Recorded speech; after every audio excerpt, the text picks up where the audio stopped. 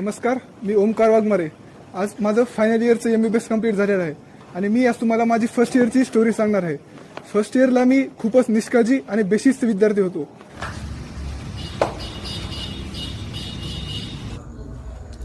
दिवसभर झोप घेणे, लेक्चर्स न करणे, गेम खेळणे असलीच कामं माझे चालू असायची. ए वाघमारे उठ बरं, चल लेक्चरला. ए नको रे उशीर lecture होतोय. मला. नाही नाही नाही, उठ उठ. अरे नको म्हणलं ना, जा तिकडे, मला नाही यायचं. ओके जाऊ दे, जाऊ.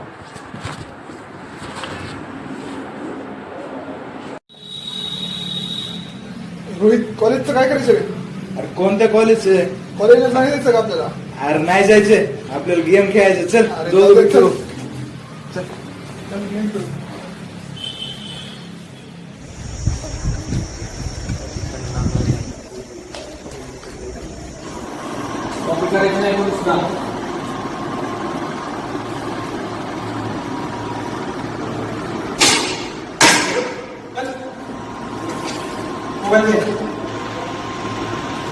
काय चालू आहे तुझा?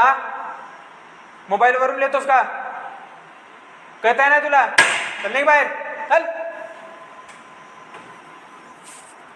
सगळ्यांना सांगतोय, कोणी सुद्धा कॉपी करायची नाही. पेपरमध्ये कॉपी करणे, मित्राबरोबर उगाच फिरत बसणे, टपरीवर बिडी फुकणे अशी सगळी चुकीची कामे मी करायचो. एकदा तर माझे मित्रासोबत भांडणं झाली होती. त्यावेळी आमच्या कॉलेजचे प्रोफेसर माझ्यावर खूप रागवले होते. काय चाललंय तुमचं?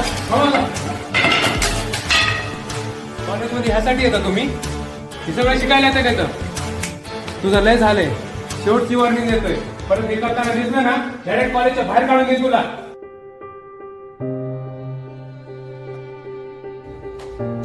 एके दिवशी आमच्या युनिव्हर्सिटीचा रिझल्ट लागला.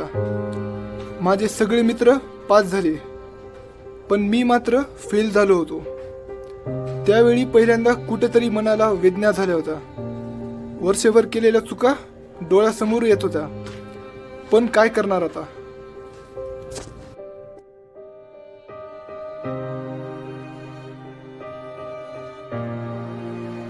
पण त्याच वेळी माझे काही मित्र देवमाणूस म्हणून समोर आले. त्यांनी मला अभ्यास करण्यासाठी प्रोत्साहित केलं. मला लायब्ररीची गोडी लावली, सगळ्या इम्पॉर्टंट टॉपिक्सची रिव्हिजन करून घेतली आणि त्यांच्यामुळेच मी सप्ली एक्झाम पास झालो.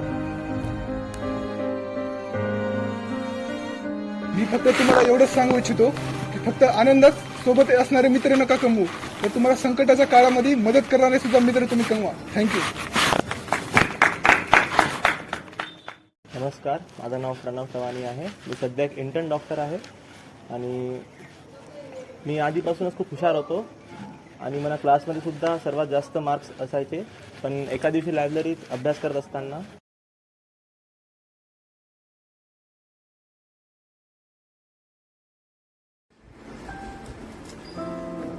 अचानक एक माझ्या वर्गातली मुलगी आली आणि मला चॉकलेट देऊन गेली आणि त्यावेळेस मी एका चुकीच्या मुलीच्या प्रेमात पडायला लागलो.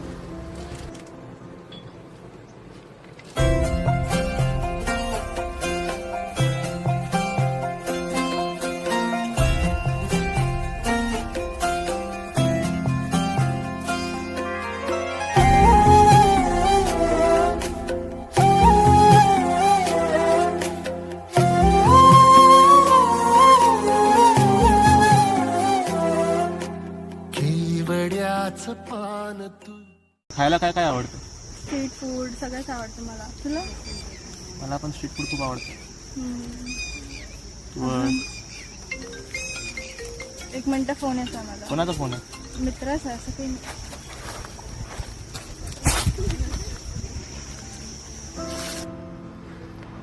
तो कॉल आल्यापासून ती माझ्याशी जास्त बोलत नसायची. मी केलेल्या मेसेजेसचा रिप्लाय लवकर देत नसायची आणि सतत कॉलेजमध्ये मला सुद्धा इग्नोर करायची. मी तिला कॉल केला तर कॉल उचलायची नाही आणि कधी कधी लगेच कट करायची. नंतर मग जे नव्हतं व्हायचं तेच झालं.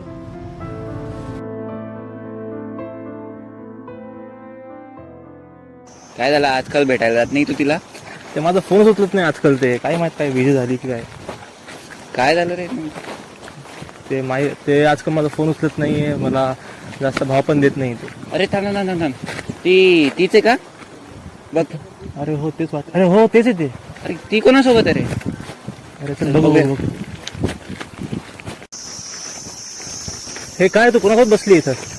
कोण आहे? जुना मित्र आहे माझा. तुला काय, मला तुझी गरज नाही आता माझ्या आयुष्यात. तुझ्यापेक्षा श्रीमंत आणि चांगला दिसणारा भेटलाय मला. तू निघून जा आता इथून. कोण आहे रे तू? थोड अरे असं कसं? आपण नंतर बघू देता. चल रडू नकोस रे. अरे मी तिला खूप मनापासून प्रेम केलं होतं रे, त्याने मला दगा दिला. आता मला वाटलं नव्हतं ती माझ्या असं करायला. अरे या मुलींचं असंच असतं रे. तुम्ही भाव तुम्ही तेव्हा मी खूप एकटा पडलो होतो. मला खूप वाईट वाटत होतं. हे बघ बाबा, खरं प्रेम आपल्यावर फक्त आपल्या आईवडिलच करत असतात. बाकीचं प्रेम सर्व खोटं आहे. यामुळे तू पुन्हा आपल्या आईवडिलांशी बोल आणि नव्याने सुरुवात कर. ठीक आहे, समजलं? ठीक.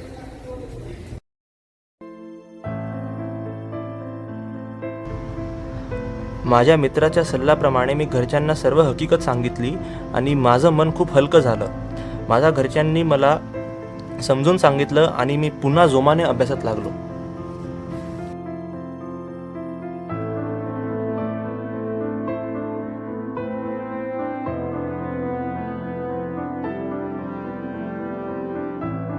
शेवटी मी इतकं सांगतो की पहिले तुम्ही तुमच्या करिअरवर फोकस करा, नंतर बाकीच्या गोष्टीवर.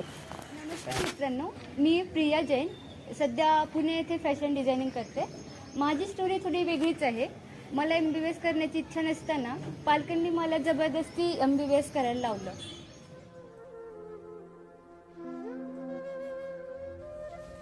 अगं प्रिया, काय झालंय तुला? का रडतेस? अरे सांग ना, काय झालंय? अरे काय झालं हिला? अशी का बसली? बघ ना, सांगतच नाहीये काय झालंय तर फक्त रडतीये. अरे प्रिया, काय झालं तुला?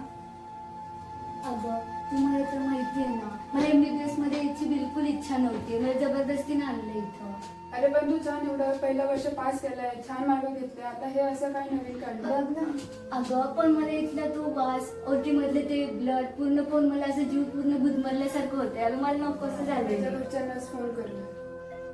अहो बघा, आपल्या मुलीचा कॉल आलेला आहे.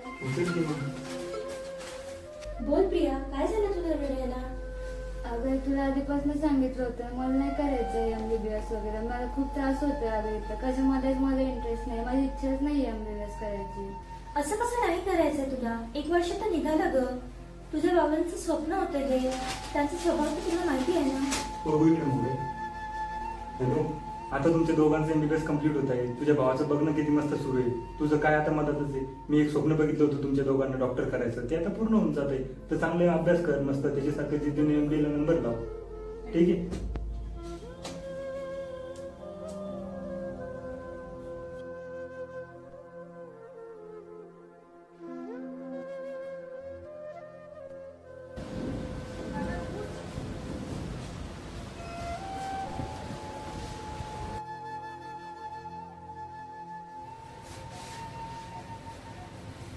डॉक्टर साहेब आता ही सुखरूप आहे ना? भिण्याचं काहीच कारण नाहीये. अजिबात टेन्शन घेऊ नका. तुमची मुलगी आता सुखरूप आहे. बघा, आपल्याला जी गोष्ट करण्यात आनंद वाटत नाही ती करण्यात काहीच तथ्य नाही. जरी तुमची मुलगी अभ्यासात हुशार असली तरी तिला मनाविरुद्ध बळजबरीने त्या क्षेत्रात पाठवणे, प्रेशर करणे चुकीचे आहे. आजकाल हे खूप वाढलं आहे. मुलांच्या मनात उगाच आपण करिअर आणि भविष्याबद्दल भीती निर्माण करत आहोत. ह्याच्यामुळे त्यांच्यावर आपण अपेक्षांचं ओझं लादत आहोत. यामुळे त्यांचा काही फायदा नसून हे त्यांच्यासाठी घातकच आहे. मग मॅम, मी पण माझ्या जीवाचं काही बरे वाईट केलं तर माझे पण आईवडील मानतील का? हे बघ, महत्वाची गोष्ट म्हणजे आत्महत्या हे कोणत्याही समस्येसाठी शेवटचा उपाय नाही. आणि जीवाचं बरं वाईट तर अजिबातच नाही. तुझ्या समस्या तुझ्या नातेवाईकांना सांग, आईवडिलांना सांग, मित्रांना सांग, शिक्षकांना सांग, पण आत्महत्या मुळीच नाही. ज्या लोकांना संकटाला सामोरं द्यायची हिंमत नसती तेच लोक इथे शेवटचं पाऊल उचलतात. एका मिनिटात आयुष्य बदलू शकत नाही, पण तोच 1 मिनिट जर तू नीट विचार केलास तर नक्कीच आयुष्य बदलेल.